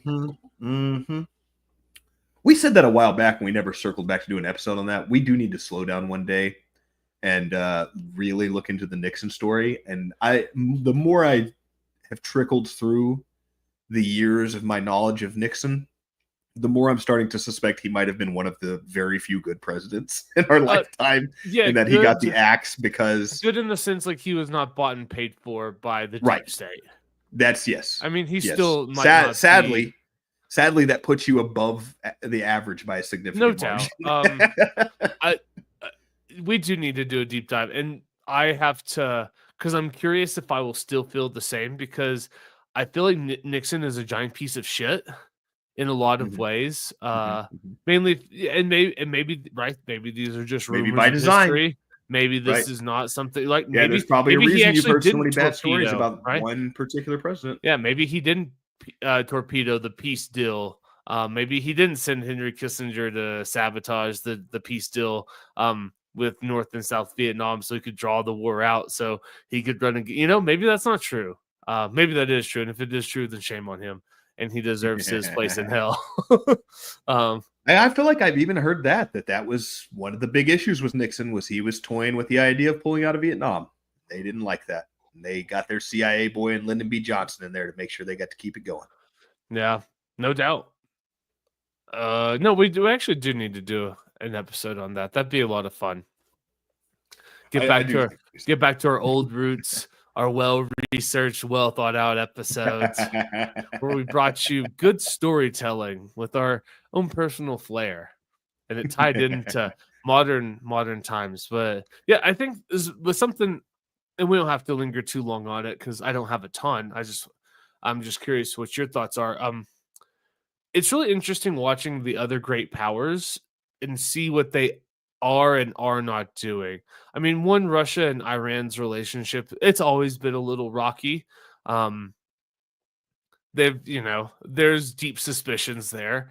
Russia stayed a little too long. It's like Russia definitely lingered at the end of World War II. I mean, hell, that's like a little known fact. World War II, the British and the Russians invaded Iran because there was like worries of a sympathetic government to the Nazis, and Iran's like, we're neutral, and they're like, that's fine. We're gonna make sure we were hoping.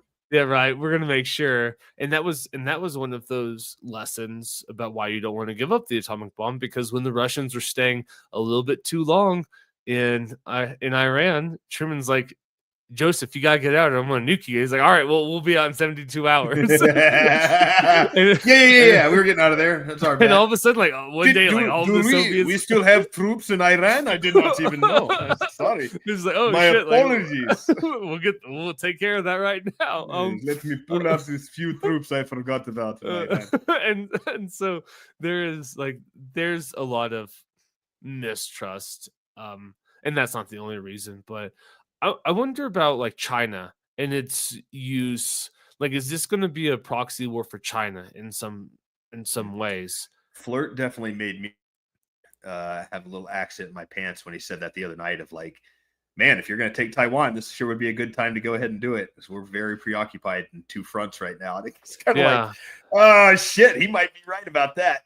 No doubt. And also, I mean, you don't want, like, China couldn't afford to have it like Iran glass, right? Because that's they're the world's largest importer of crude oil, and they get a shit ton of their oil from Iran. So they don't want to see Iran glass. They don't want to see its capabilities like destroyed completely. But 70% destroyed by America and Israel, and now maybe we can get a predatory loan in there and reestablish. There's some incentive for China to have a little bit of destruction of Iran so that they can reconstruct it, pull the whole Dick Cheney Halliburton type thing. Like there is an opportunity for them in that regard. You say the Dick Cheney Halliburton thing, but that's an insult to the Chinese ingenuity of this program, because they've been doing it for a long time all over all of Africa. No doubt, the Belt and Road. In anticipation of this. So, I mean, this is the game plan for China, and has been for a long time, of like provide infrastructure for these countries at an interest rate that is unpayable, so that they will be in your back pocket for the rest of eternity. Right, no doubt. And I know that there was a retired admiral on one of the shows, and he was there just kind of like run of the mill, like this is what's going on. And he was asked by the host to give his opinion on it.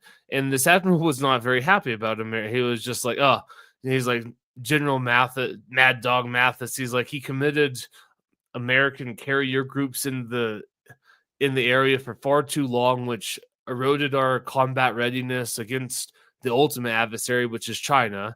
And he was not happy about our focus in the Middle East. And something that would benefit, right? Like if America did get drawn into a protracted war, every bomb that we drop in or around Iran, every carrier that's moved, like all of that stuff creates a little less hard power in the Pacific. And so I do wonder, I'm not saying that, I don't think that China is playing like the 5D chess, like they're actually like it's the Chinese devil that actually is the cause of all of this. I definitely think it's just like I think it's US and Israeli interests, mainly provoked by Israel and then that goddamn APAC and its fucking influence on our government. But you can't say that because that's anti-Semitic. But I think that's actually the real cause of this. But China is not an unsavvy world player, and I would expect them to take full advantage of what's going on. Yeah, they're certainly having war room meetings right now about like what can we do? Is there an angle where we benefit from this without it sending us into any actual conflict that we don't want to do? Yeah, that kind of brings you back. I asked that question kind of at the start of this episode, but you maybe start thinking about it again. I do wonder that, like, is this spurred on by Israel? We had a situation where it was like, hey, we thought we had all this ceasefire going on, and well, Israel fired again, but I don't know. I think I still subscribe to the worldview that we're the dog and Israel's the tail, that it's not the other way around. That we're the big Satan, they're the little Satan, you know. So I wonder, like, how much. And obviously, there is an influence of APAC on our political system, and a lot of money that gets funneled into it, but I think that the power lies within us and our intelligence agencies. And so I wonder how, or at least I'm hesitant to put all of that blame on Israel when it's like, I don't know that they do anything without us kind of giving them the green light or at least some guidance on it. Trump might not have been totally in the loop. He was sure upset this morning, but doesn't mean the CIA is not in the loop. No, that's fair. I guess that was going to be the next, like, kind of hair splitting in that statement, right? Is it actually the intelligence agencies working on behalf of the president of the United States, or is it just them kind of perpetuating their own power and their own influence? I don't know. I know that at this point, Israel doesn't need explicit permission from, you know what I mean? They are a sovereign nation. Whether you want them to exist or not, that's an irrelevant question. They are a sovereign nation with nuclear weapons. That's rhetorical, wasn't it? Excuse me. I mean, I will say this: the worst geopolitical decision of the 20th century. That one right there.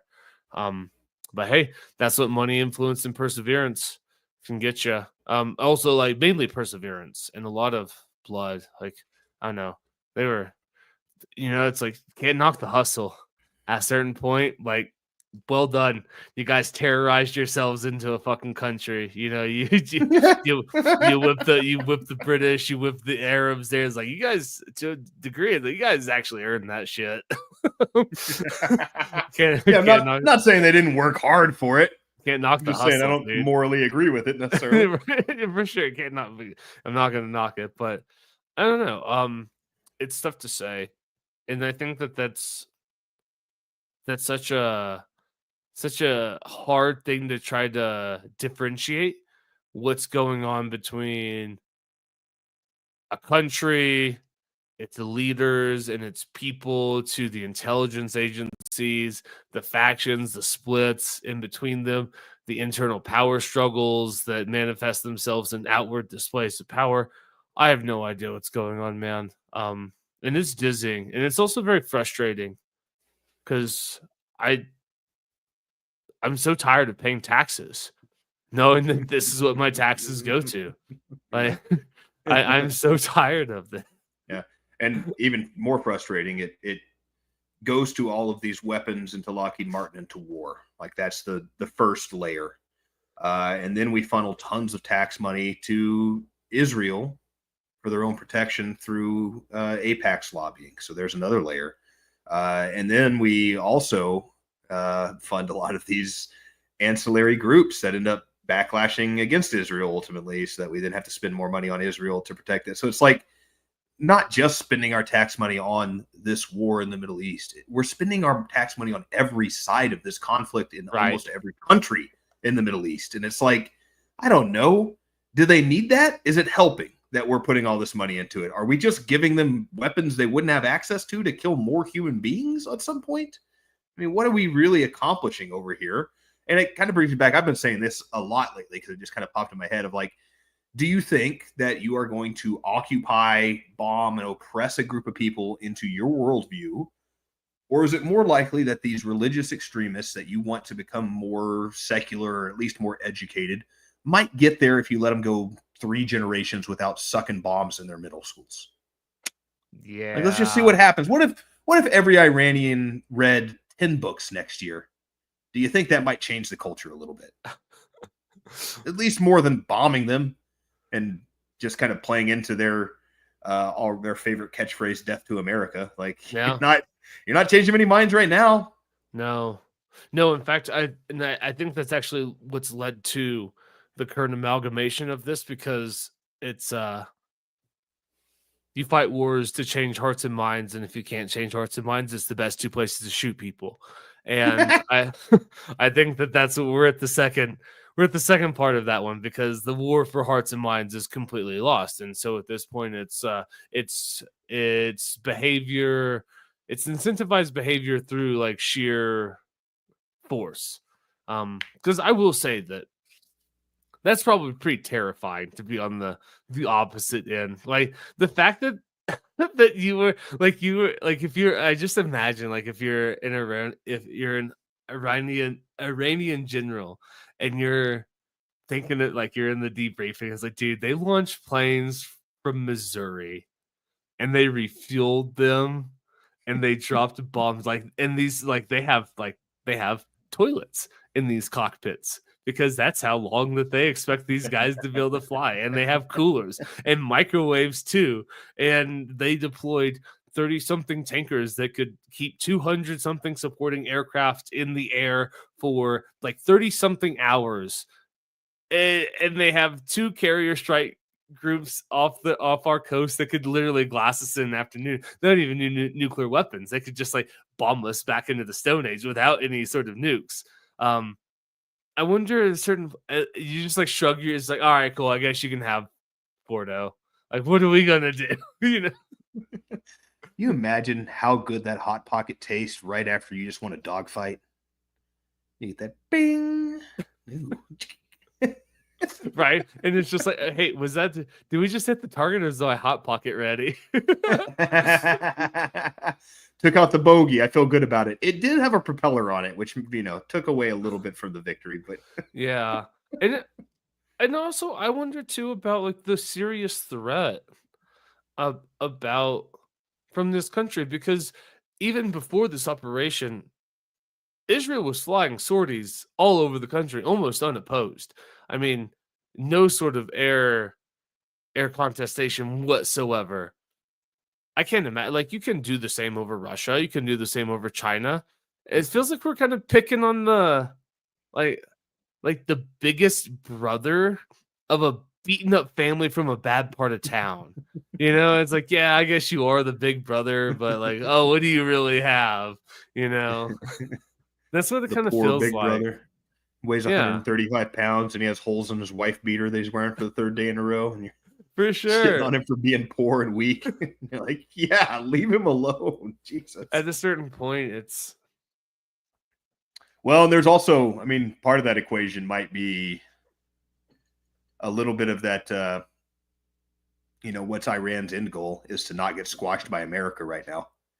There's two outcomes on the table. It's war with America, and you don't get to be the leader of this country anymore in a couple years. Or tomorrow, you can do some of this. Yeah, you can do some of the ceremonial fake attacks where you call ahead and maybe don't shoot down every plane that flies over. And I guess that probably doesn't apply to the Israeli planes. They probably don't give a shit about shooting those down if they could. Well, I don't even know if they have the capabilities to at this point, honestly. I don't know.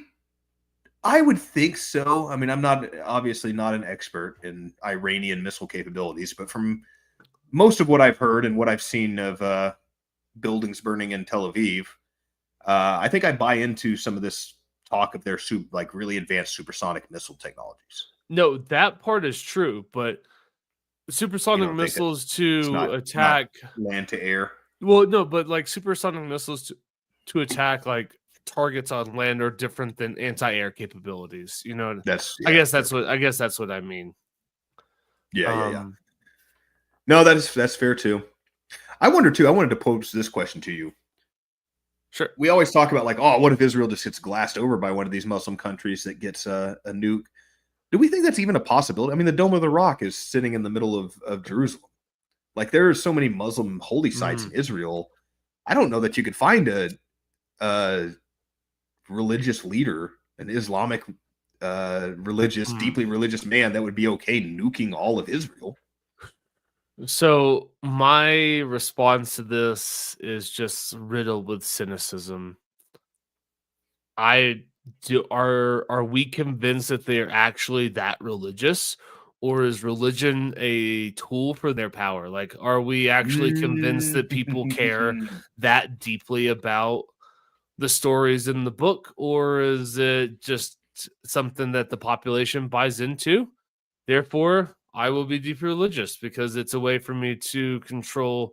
And I think when you get to the top echelons of any country, any society, any tribe, clan, I am skeptical of their motivations. And I think that the story of power suggests that people will do whatever they need to, say whatever they need to, pray to whatever God they need to stay in power. So you did sway me immediately when you started making that argument. You're absolutely right about that. Actually, not to say that there are no fundamentally religious leaders in the world. I'm sure there are, but yeah, that rings super true. You were saying that absolutely. Why would I anticipate that? Maybe it's a little bit of like Western superiority in my head, where I'm like, well, our leaders are so sophisticated they lied to us about being Christian. But those actual barbarians over there definitely believe all this witchcraft they're preaching. That's a really good point. Yeah, that's probably highly likely that he puts on the Shah and goes out there and prays to the east every time the bell rings when he needs to in front of a camera. But yeah, then goes back in and like snorts cocaine out of some butcher's butthole. You know what I mean? He's just like, yeah, damn, it's good to be the Ayatollah. You know what I mean? And he like fist bumps his security detail. Assalamu alaikum. Yeah, that's a really good point. I bet when those doors close, you lose a little bit of that religious fervor. There's probably a good deal of it that is for show, just to keep the peasants, the peons happy. It certainly is easier to justify your divine rule if everybody believes in a divine power. No doubt. And I mean, I'm sure that like I have a hard time, and maybe that's like too cynical of a take. Like maybe it doesn't happen on the highest level. Who knows? Like maybe the I don't know, maybe the Pope, when he's done being the Pope, just like turns on, because he's the Cubs, right? He's a Cubs fan. Yeah. He like turns on baseball and like throws things at the TV and curses at the pitcher. You know what I mean? And someone walks in, it's like, Your Holiness, what did you just say? He's like, this guy can't fucking pitch. As he like,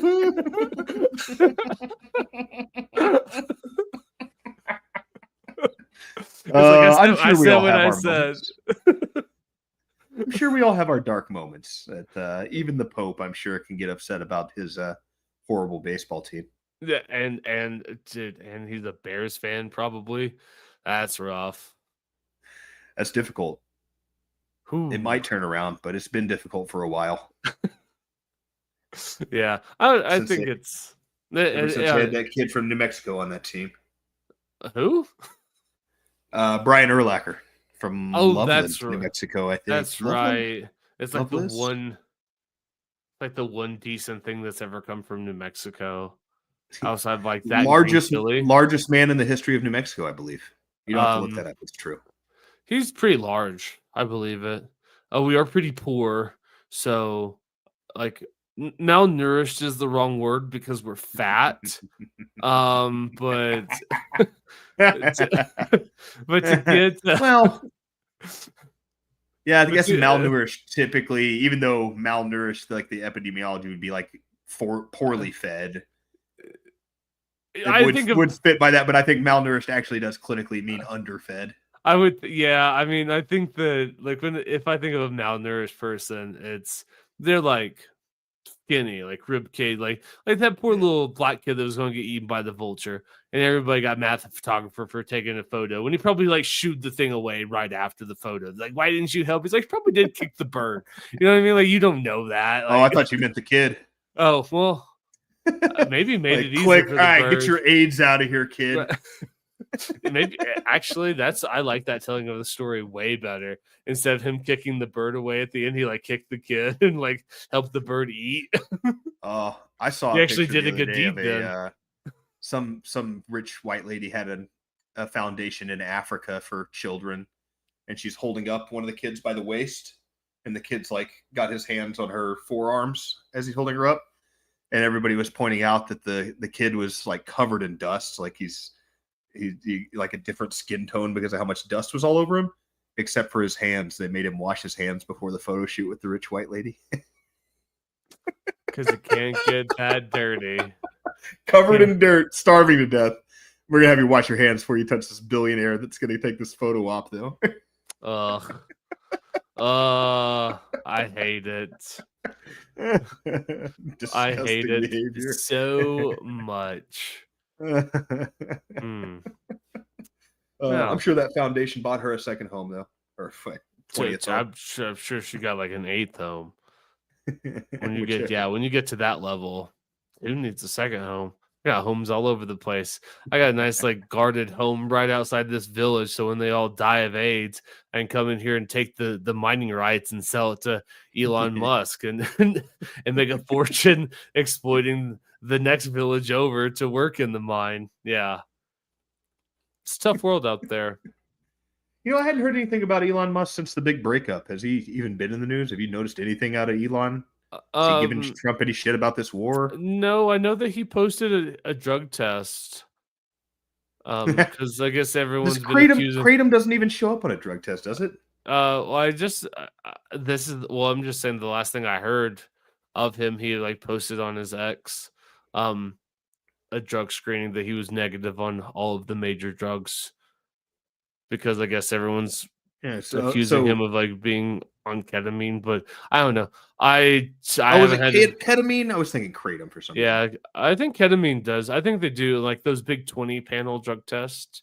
Ketamine. Okay, ketamine does. Kratom does not, but you're right. It was ketamine, not kratom. I had the wrong drug. I don't know. It's like I'm not an expert. I haven't had to take a drug test in a long time, and that's the only reason I'm not an expert on how long things stay in your system. But my guess is that ketamine is like all of the others, like piss it out in a couple of days, right? If it's not pot, it's out of your system in like 3 to 5 days. Right. The only thing that actually lingers for more than a week is pot. Right. Yeah, all that stuff. That's the unfortunate side of the drug testing reality. It's like you have been high in the last like month, therefore we can't hire you, sir. Right, and high as in like you smoked a joint versus that guy that's a crackhead stopped yesterday, and he might actually pass his drug test, but he's definitely doing crack tomorrow. You know he is. Don't get out hustled. That's my big motivation every day. It's like a crackhead's gonna figure out a way to get high. Are you gonna let him outwork you? Like he will accomplish that goal. He's gonna might do some unsavory he's things. He's gonna figure out $10 to get high. Like, don't get outworked by a crackhead. That's the old if you need directions, ask the man with one leg. He'll know the shortest route. Oh, there you go. Go with the one with the experience in the realm. Yeah, well, the problem is that it takes you through the neighborhood in which he owed those people money and how he actually lost the leg to begin with. That's the part they don't tell you about that story. I saw an article recently about homeless people having, like, if you take the average American, the average homeless guy, the homeless crackheads tend to be way physically healthier.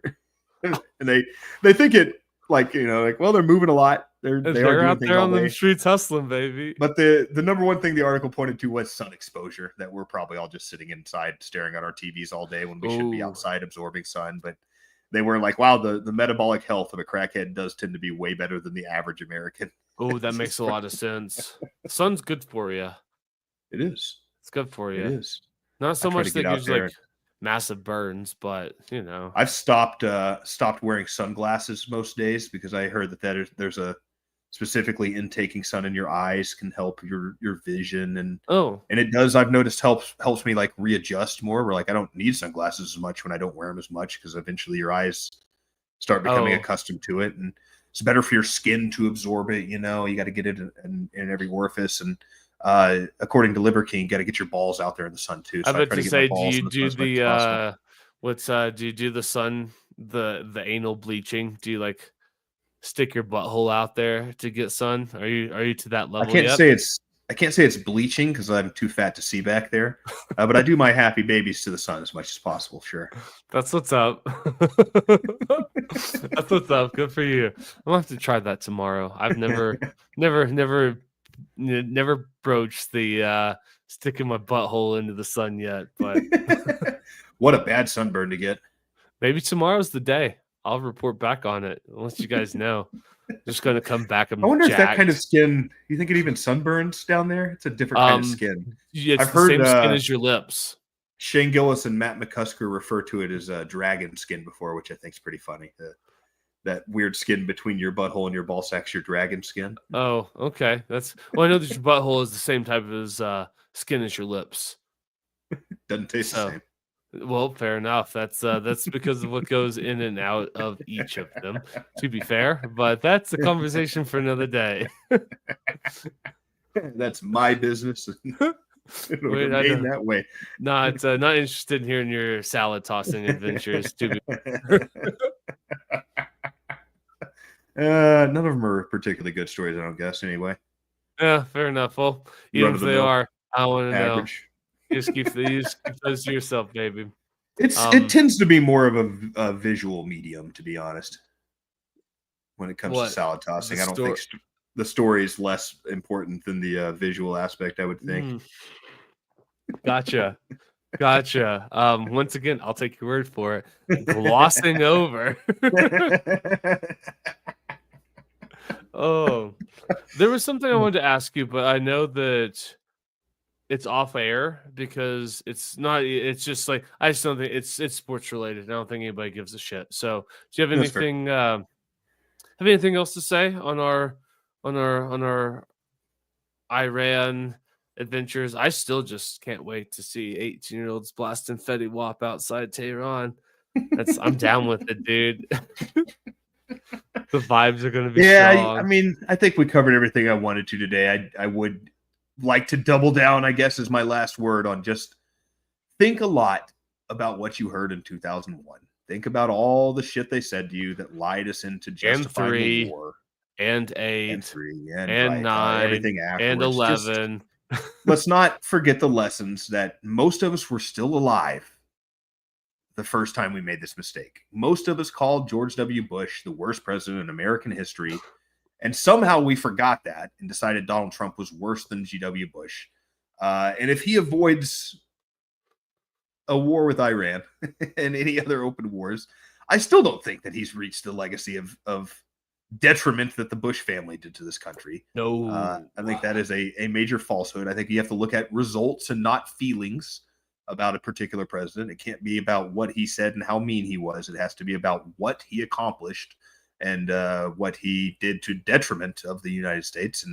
And let's not forget that George W. Bush really accelerated this horrible path we've been on. Not that any of the other presidents in my lifetime have done anything to slow it down either, but do not lose the lessons we should have learned after 9/11 when it comes to this new age war regime that we have. Yeah, no, that's a good point. It's a good takeaway, and I agree with the sentiment. It also does kind of blow my mind though, after all of that.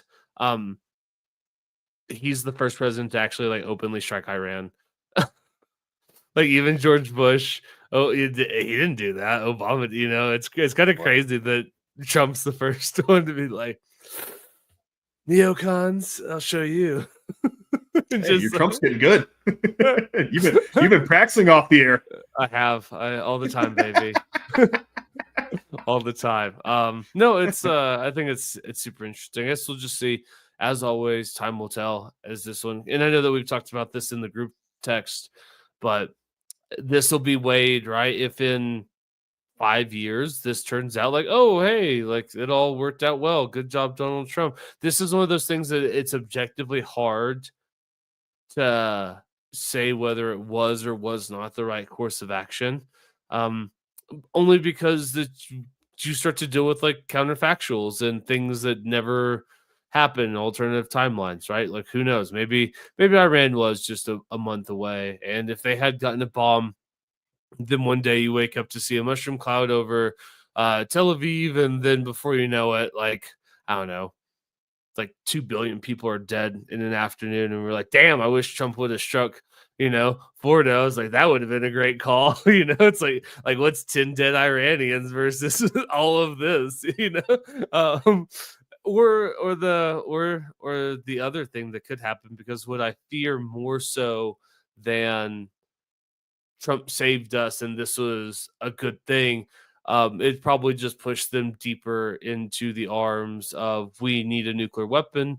And so they'll probably, there are scientists that can be bought and paid for. That's how all these other countries got nuclear bombs. It's how the Soviets got one. It's how the Israelis got one. It's how the Pakistanis got one. It's how the North Koreans got one. There's always somebody that's willing to share their wherewithal and their know-how if the price is right. So I imagine that I feel like the world is probably a little less safe down the road because of all of this. But what do I know?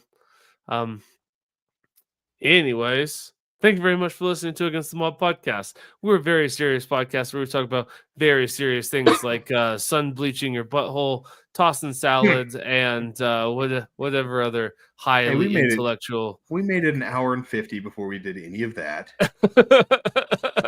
And astrology too, where we rag on hippies and women that love astrology. So, but those are worthy targets as far as I'm concerned. So, thank you very much for listening. We'll see you next week.